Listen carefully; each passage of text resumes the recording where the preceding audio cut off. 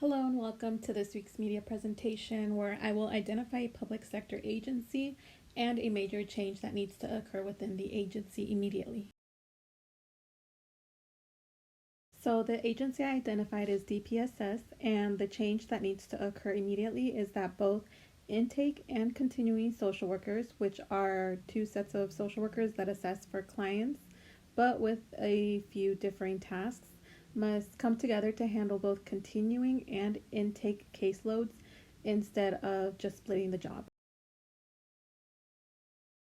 So, for the purpose of the agency that I identified and the problem, the three themes are proactive communication, resiliency, and efficiency. So, to start off with the first theme, which is proactive communication, this is an important thing to consider because when changes occur abruptly, there is usually no room to have a conversation about what needs to happen in order to make the changes occur more swiftly, which leaves the employees feeling left out at times.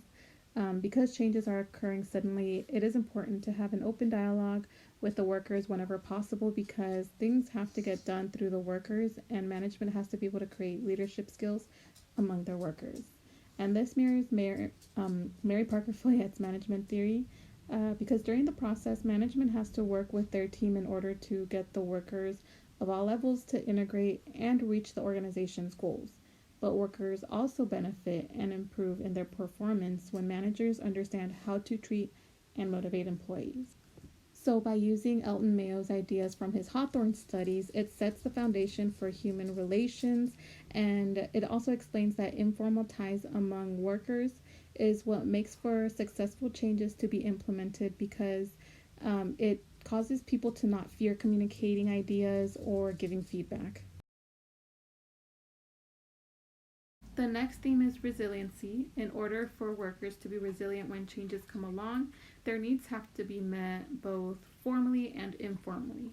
And by this, I mean that staff are easier to accommodate to changes when the workplace is not so rigid. Chester Bernard explained this clearly in his formal organization and acceptance theory when he explained that organizational goals get accomplished and authority is accepted when workers feel satisfied that their individual needs are being met, which is the acceptance theory. This means that the manager's authority depends on the worker's acceptance of the right to give orders and to expect compliance, that management can legitimately give those orders. If not, the workers then lose faith in the management team and are not resilient when changes occur. Of course, this also ties into Maslow's hierarchy of needs, where the workers' needs have to be met. This means that the workers have to be heard, which kind of ties into the first theme explained, but the workers also have to feel secure in their job. And this means that the incentive has to fit their interest and to motivate the workers for in order for them to be more resilient to the changes that occur. Finally, we have efficiency. Even though changes may be difficult to go through in the workplace, there still has to be efficiency because the work has to get done and the public has to get served. This means that managers are expected to do their role and make decisions on how to best handle roadblocks that come into place.